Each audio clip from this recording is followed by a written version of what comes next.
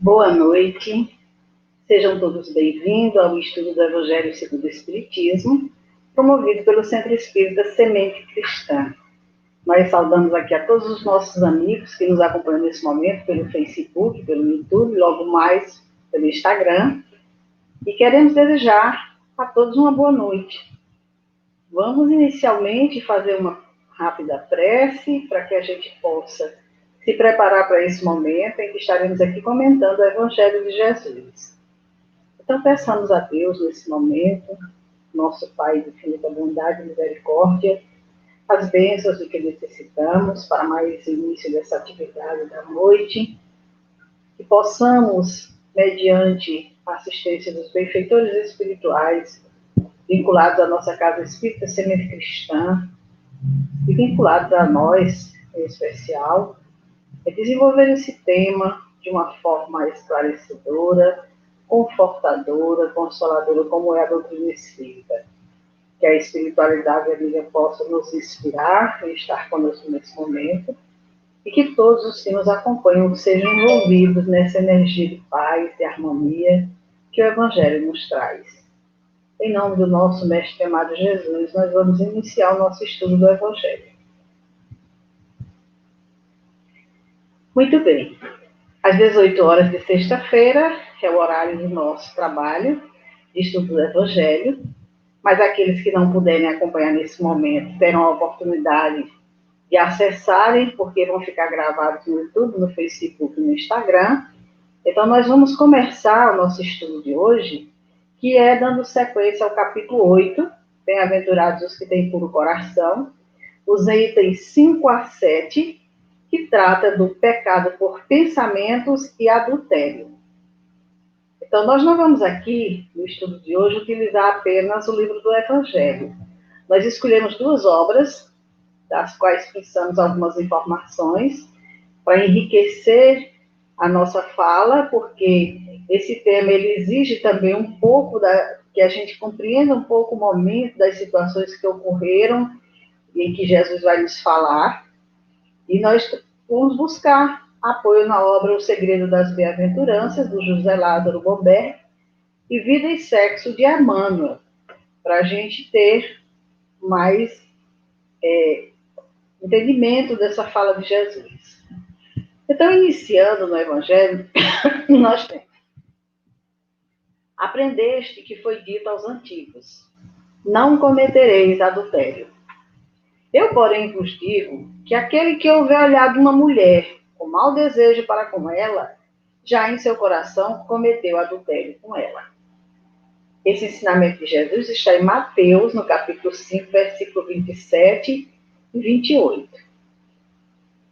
Então, o Evangelho nos diz que a palavra adultério não deve absolutamente ser entendida aqui no sentido exclusivo da acepção que ele é própria, porém no sentido mais geral, não só no sentido da traição entre casais. Muitas vezes, Jesus a empregou por extensão para designar o mal, o pecado, todo e qualquer pensamento mau, como, por exemplo, nesta passagem. Porquanto, se alguém se envergonhar de mim e das minhas palavras, dentre esta raça adúltera e pecadora, o Filho do Homem também se envergonhará dele quando vier acompanhado dos anjos na glória de seu Pai. Então, aqui o Evangelho deixa claro que essa expressão adultério, ela também pode ser entendida de outra forma, porque Jesus utilizou em outros momentos. No caso da raça adúltera, aqui ele não se referia ao homem e à mulher. Então, vejamos, o dicionário nos diz que adulterar é alterar, é descaracterizar, é falsificar, é deturpar e por aí vai. Agora, juridicamente, o adultério quer dizer violação, transgressão da regra de fidelidade conjugal imposta aos cônjuges pelo contrato matrimonial, cujo princípio consiste em não se manter em relações carnais com outro fora do casamento. Então, aqui já deixa bem expresso que essa fala de adulterar, ela pode ser entendida em vários sentidos, de alguém estar alterando algum fato, algum documento, alguma situação, ou descaracterizando, ou falsificando, deturpando Mas, inicialmente, o que se entende é que Jesus está falando dessa violação, dessa transgressão da regra de fidelidade conjugal imposta aos cônjuges pelo matrimônio. Quer dizer, diante um do outro, qual é o juramento que se vê nos casamentos, né? Juros de fidelidade, amor eterno, coisas dessa natureza. Então, quando acontece essa violação, quando acontece de um desses cônjuges manterem relações carnais com outro fora do casamento, aí se dá o adultério. Compreendendo um pouquinho sobre essa questão, a época de Jesus, nós vamos entender que perante a lei judaica, o adultério só era considerado com a mulher casada ou noiva. O homem tinha plena liberdade de ação. Se tivesse relações sexuais com uma moça solteira, nada de mal havia. No máximo, se ele fosse punido em flagrante, pagava uma multa de 500 ciclos de prata ao pai da moça e a levava como uma esposa a mais, podendo ampliar à vontade seu harém. Simplesmente comprava mais uma propriedade ao pai, antigo dono da donzela. Então, por aí a gente vê que a mulher naquela época, ela não significava pouco ou quase nada, né, diante daquela sociedade. Porque o adultério só era considerado adultério para ela, a mulher casada ou noiva. Só ela estava sob julgamento, só ela corria o risco de ser apedrejada. O homem não, o homem tinha liberdade de ação. Ele poderia realizar os atos dele da forma que quisesse, da maneira que quisesse, sem nenhuma punição. Até mesmo nesses casos aqui, em que ele era punido em flagrante com uma jovem solteira, ele não tinha nenhuma obrigação diante dela, a não ser aquela, se ele quisesse, pagar 500 ciclos de prata ao pai, como se fosse um objeto. E aí ele podia levar aquela jovem para o seu harém. Aí ele tinha não só uma, mas quantas esposas ele pudesse ter. Era como se fosse uma propriedade do pai. O pai recebia o dinheiro e passava adiante a filha. Então, naquela época, era o cenário da mulher, como a mulher vivia, e a lei judaica ela era extremamente severa em relação ao adultério. Ela condenava o apedrejamento que fosse pego em adultério, né? Mas o machismo tão comum entre o povo judeu naquela época levou um grupo de homens desejosos de assistir o apedrejamento da mulher que fora flagrada em adultério até Jesus, onde estaria o adultério também, o adúltero também para ser julgado. Quer dizer, aqueles homens, ao pegar aquela mulher em adultério, imediatamente se reuniram, vamos apedrejar. E levaram para Jesus, e a gente sabe que existia uma intenção nisso, né? Que Jesus se contradizesse ali, ou fosse contra a lei de Moisés, ou fosse contra seus princípios, e Jesus soube muito bem se posicionar, como nós veremos daqui a pouco. Então, e cadê o companheiro da mulher? Onde estava naquele momento? Ninguém se preocupava com isso, porque ao homem era dado o direito de ter todas as ações, e à mulher não. Então, Emmanuel, no livro Vida e Sexo, diz, e como nós já sabemos desse ensinamento, que diante de Jesus, aquela mulher sendo entregue para ser apedrejada, para ser julgada, Jesus simplesmente pergunta ou direciona para aquelas pessoas, para aqueles homens, atire-lhe a primeira pedra, aquele que estivesse isento de pecado. E a gente sabe que a coisa pesou, e as pessoas ficaram por ali, saindo, se retirando, por ali, um por um, dos mais velhos primeiro. Então, o direcionamento foi o impacto mesmo, em todas aquelas criaturas. E por quê, né? Então, vamos aqui, buscando entender com Emmanuel, quando ele fala da questão do adultério, que ele diz que é curioso notar que Jesus, em se tratando de faltas e quedas nos domínios do espírito, haja escolhido aquela da mulher em falhas do sexo para pronunciar a sua inovidável sentença àquele que estivesse em pecado, atire a primeira pedra. Por que Jesus escolheu justamente aquele momento daquela mulher que estava ali para ser apedrejada para colocar essa sentença? Aquele que estivesse em pecado, atire a primeira pedra.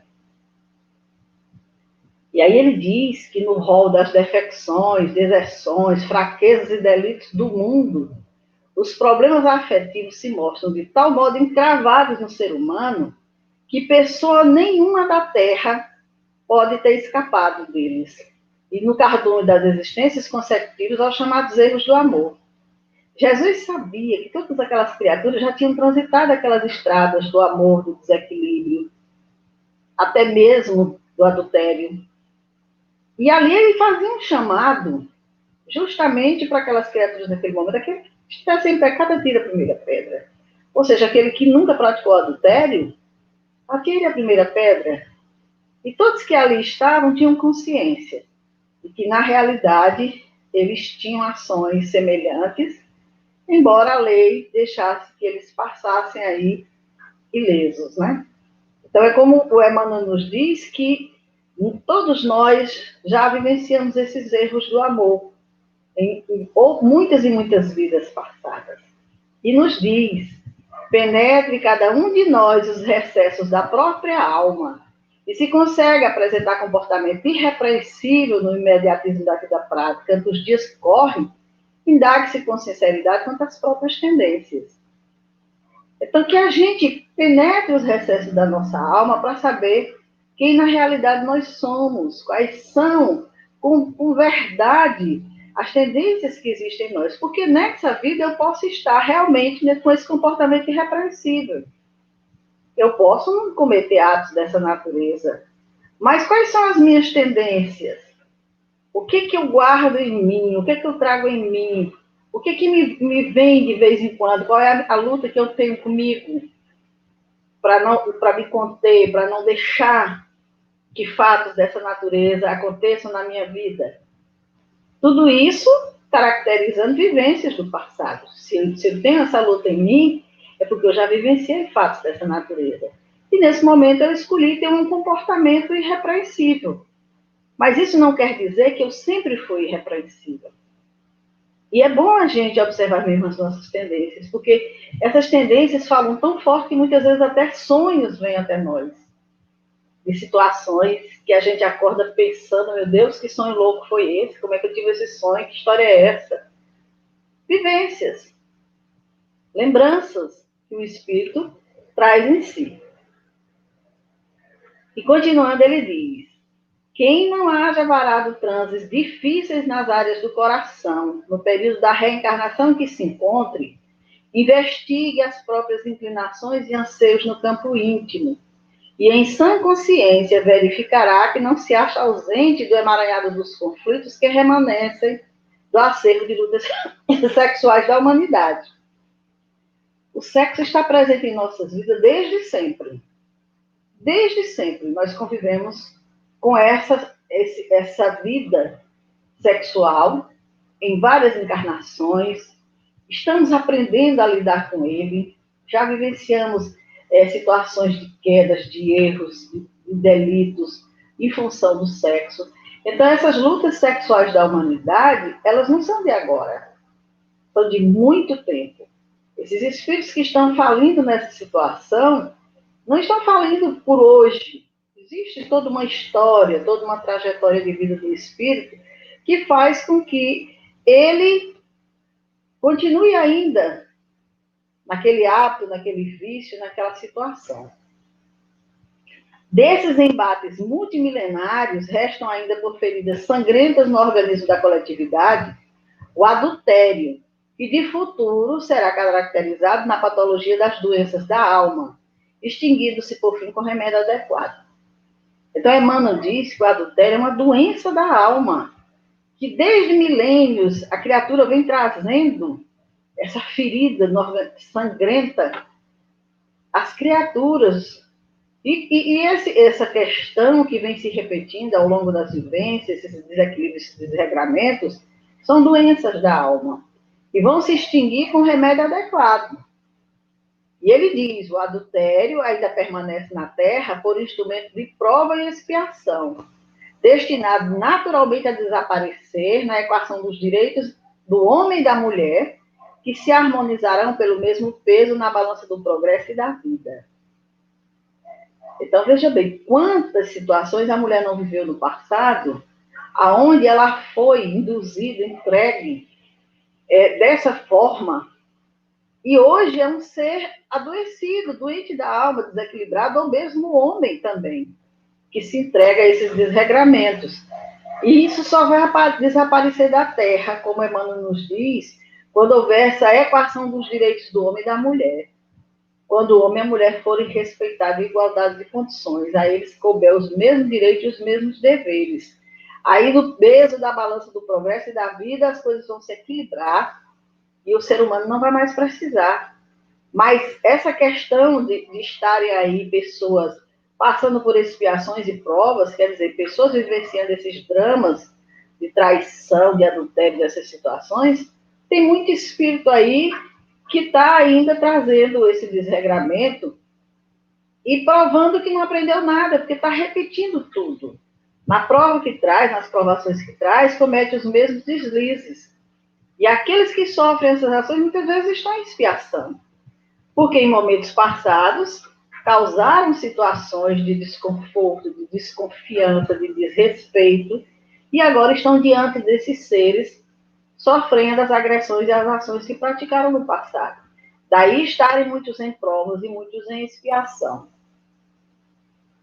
E continuando, Emmanuel diz que note-se que o lenocínio de hoje, o lenocínio, que é o crime definido pela exploração do trabalho de prostitutas ou pelo incentivo à sua prática, conquanto situado fora da lei, quer dizer, esse crime, embora hoje seja fora da lei, é herdeiro dos bordéis autorizados por regulamentação oficial em muitas regiões, como sucedia notadamente na Grécia e na Roma antigas, em que os estabelecimentos dessa natureza eram constantemente nutridos por levas de jovens mulheres orientais, diretas ou indiretamente adquiridas, à feição de alimárias para mistérios de aluguel.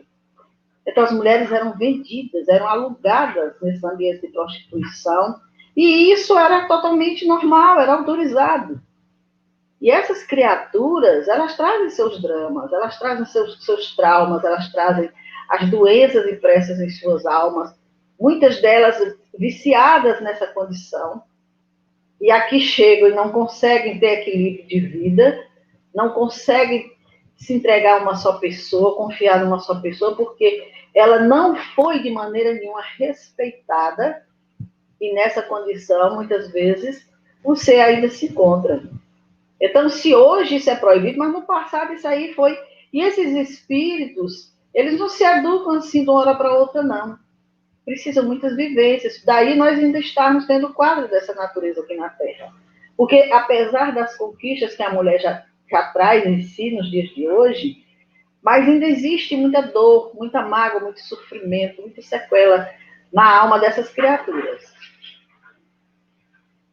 Tantos foram os desvarios do espírito em evolução no planeta, espírito entre os quais muito raros de nós, os companheiros da Terra, não nos achamos incluídos, que, de certo, Jesus, personalizando na mulher sofredora a família humana, pronunciou a inesquecível sentença, convocando os homens supostamente puros em matéria de sexualidade a lançarem sobre a companheira infeliz a primeira pedra. Então, os desvarios foram muitos, de todos nós, os espíritos. Jesus sabia disso. Nenhum de nós está fora dessa inclusão, não. Nós vivenciamos isso aí. Então, Jesus, diante daquela mulher, convoca aqueles homens, atire a primeira pedra. E por que ninguém atirou?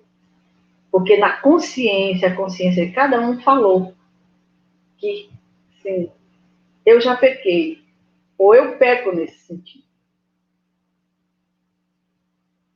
E aí Emmanuel nos diz, quando cada criatura for respeitada em seu foro íntimo, para que o amor se consagre por vínculo divino, muito mais de alma para alma que de corpo para corpo, com a dignidade do trabalho, do aperfeiçoamento pessoal, luzindo na presença de cada uma, então os conceitos de adultério se farão distanciados do cotidiano, de vez que a compreensão apaziguará o coração humano e a chamada desventura afetiva não terá razão de ser. Então, quando a mulher conquistar esse patamar de respeito, de alma para alma, ou o sentimento, e não de corpo para corpo, quando também a dignidade do trabalho, porque a gente sabe perfeitamente que a mulher não tinha oportunidade de trabalho naquela época. O livro Vida e Sexo tem 50 anos, 70 anos, aliás, é 1970, é nessa faixa, 50 anos. Então, veja bem, as mulheres não tinham oportunidade de trabalho. Qualquer uma daquelas mulheres que fosse abandonada em qualquer situação, não tinha outro lugar para procurar. Onde era que elas eram agasalhadas? Onde era que elas eram recebidas? Então, hoje, a mulher está se dignificando através do trabalho. Ela não está mais sob dependências de determinadas situações, embora existam muitas. Ela hoje já se respeita e exige o amor verdadeiro, e não só essa troca de corpo para corpo, embora muitas ainda continuem, mas tudo isso trazendo ainda em si essas viciações. Então, quando tudo isso acontecer, aí com certeza essa questão de adultério vai desaparecer da terra, não vai mais estar presente em nossas vidas. Mas, segundo o Espírito Humberto Campos, o apóstolo João, ainda convivendo com as leis inflexíveis do judaísmo e incapaz de compreender de imediato as palavras do mestre, perguntou-lhe: por que não condenaste a meretriz de vida infame? Porque era costume daquele povo. O judaísmo assim dizia que aquela mulher que fosse pega em adultério teria que ser apedrejada. No entanto, Jesus disse: se ninguém te condenou, também não te condeno, vai e não peques mais. E aí João ficou sem entender, mas por que não condenaste a meretriz de vida infame? E aí Jesus, diz Humberto de Campos, fixou no discípulo o olhar calmo e bondoso e redarguiu: quais as razões que aduzem em favor dessa condenação? Sabes o motivo por que essa mulher se prostituiu? Quer dizer, Jesus conhecia, adentrava a alma humana, conhecia a intimidade do ser, sabia exatamente os motivos, as razões por que aquela mulher tinha se conduzido daquela forma. E João não.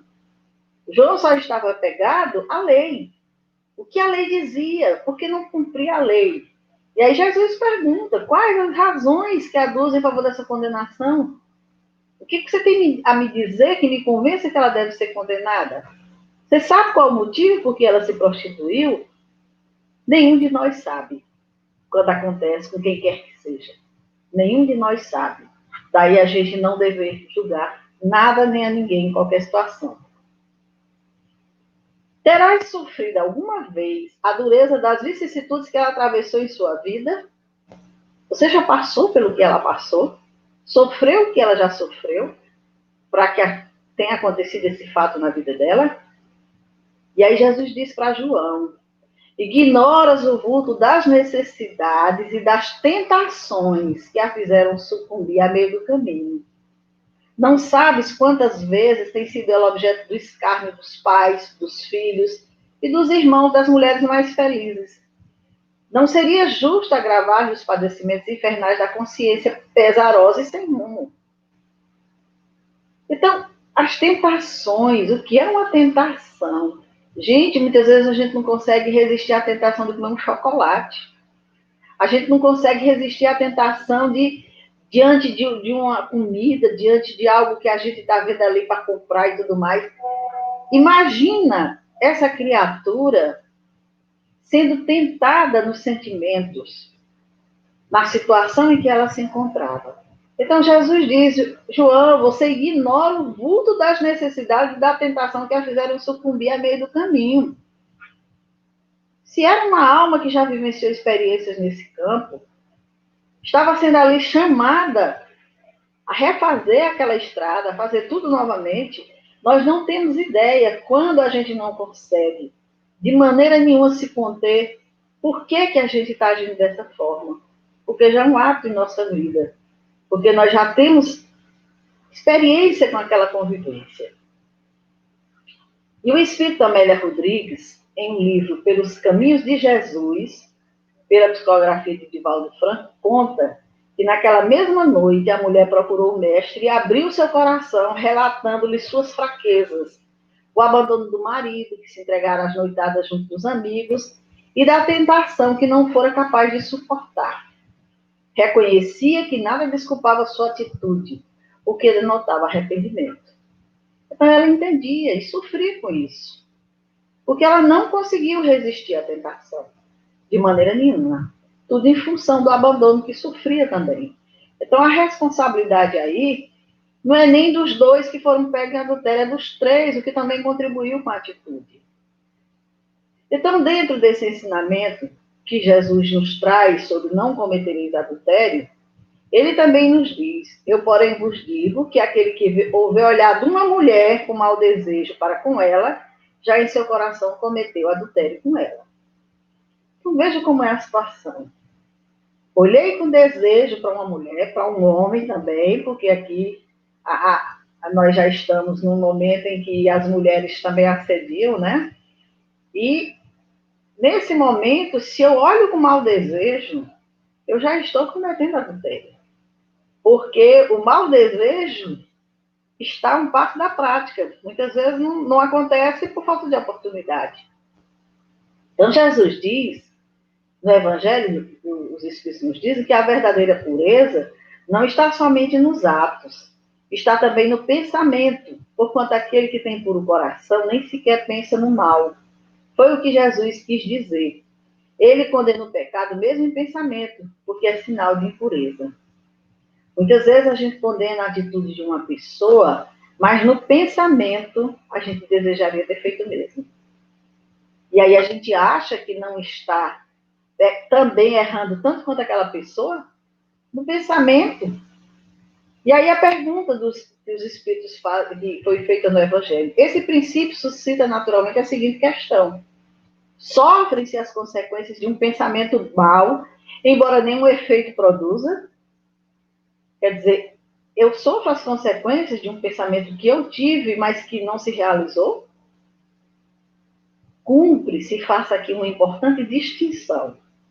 À medida que avança na vida espiritual, a alma que enveredou pelo mau caminho se esclarece e despoja pouco a pouco de suas imperfeições, conforme a maior ou menor boa vontade que demonstre em virtude do seu livre-arbítrio. Então, nós estamos continuamente em evolução. Nós estamos continuamente nos melhorando. Pouco a pouco a gente vai se despojando das imperfeições e vai, com certeza, demonstrando virtudes. E todo pensamento mau resulta, pois, da imperfeição da alma. Mas, de acordo com o desejo que alimenta de depurar-se, mesmo esse mau pensamento se lhe torna uma ocasião de adiantar-se, porque ela o repele com energia. É indício de esforço por apagar uma mancha. Não cederá se apresentar a oportunidade de satisfazer o mau desejo. Depois que haja resistido, sentir-se-á mais forte e contente com a sua vitória. Então, esses maus pensamentos que por vezes chegam à nossa mente fazem parte da imperfeição da nossa alma. Nós somos almas imperfeitas ainda. E de acordo com o que a gente vai alimentando, esses pensamentos vão surgindo em nossas mentes. Agora, se eu já estou numa condição de querer melhorar, o que acontece? O pensamento vem e eu repilo. Não é isso que eu quero para a minha vida. Esse pensamento não quero guardar para mim, não tenho interesse de permanecer com ele de maneira nenhuma. Então, se houver oportunidade de se realizar aquele ato, a criatura vai dizer não. E aí sim, aí está o mérito, porque ela pensou porque a alma é imperfeita, ainda o homem velho vem à tona, não dá para a gente deixar de não pensar, mas o mérito está em resistir, em não fazer aquilo que a mente traz. Mas aquele que, ao contrário, não tomou boas resoluções, procura ocasião de praticar o mau ato. E se não leva a efeito, não é por virtude da sua vontade, mas por falta de ensejo. E é, pois, tão culpado quanto seria se o cometesse. Quer dizer, aquela criatura que pensa, que vai em busca e só não comete porque falta de oportunidade, essa daí é tão culpada como aquele que cometesse. Porque ela só não fez porque não teve oportunidade. Em resumo, Kardec resumiu dessa forma: naquele que nem sequer concebe a ideia do mal, já há progresso realizado. Naquele a quem essa ideia acode, mas que a repele, há progresso em via de realizar-se.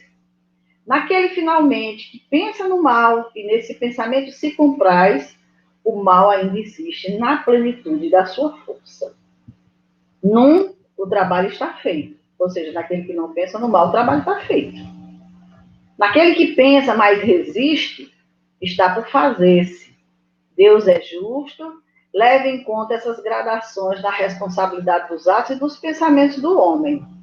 E aquele que quando pensa e só não faz porque não tem oportunidade, esse aí está tudo por fazer aí. Então, meus amigos, concluindo aqui nosso relato do Evangelho, vamos analisar como é que nós estamos em relação aos nossos pensamentos. Nem sequer concebemos a ideia do mal? Será que a gente já atingiu esse patamar? A ideia acode, mas nós a repelimos? Oba! Se é assim, nós já estamos realizando algum progresso. Pensamos no mal e só não realizamos por falta de oportunidade? Aí nós estamos precisando começar urgentemente a nossa transformação moral. Porque, com certeza, os milênios nos esperam aí de dor, de luta, de dificuldade para esse aprendizado. E nós, graças a Deus, já estamos num momento desperto, onde nós já temos conhecimento, já temos informação suficiente. Jesus está conosco através do seu Evangelho para que a gente possa transformar as nossas vidas. Cabe a cada um de nós. Então, nós encerramos o nosso Evangelho de hoje, agradecendo aqui a Luane Barros, que está aqui nos acompanhando, a Tarciana Veras, Thaisa Veras, Vanessa Aragão, Maria Augusta Borges, Silva Taíde, Eliane Vieira de Araújo, Eulenice Veras. Que bom que o pessoal está aí acompanhando o estudo do Evangelho conosco. Agradecemos a todos, uma boa noite, um bom final de semana e até o nosso próximo estudo do Evangelho, na próxima sexta-feira. Muita paz a todos, que Jesus seja nosso amigo de todas as horas, incondicional, esteja sempre conosco, mas mais importante ainda, que estejamos sempre com Ele. Boa noite a todos. Muito obrigada.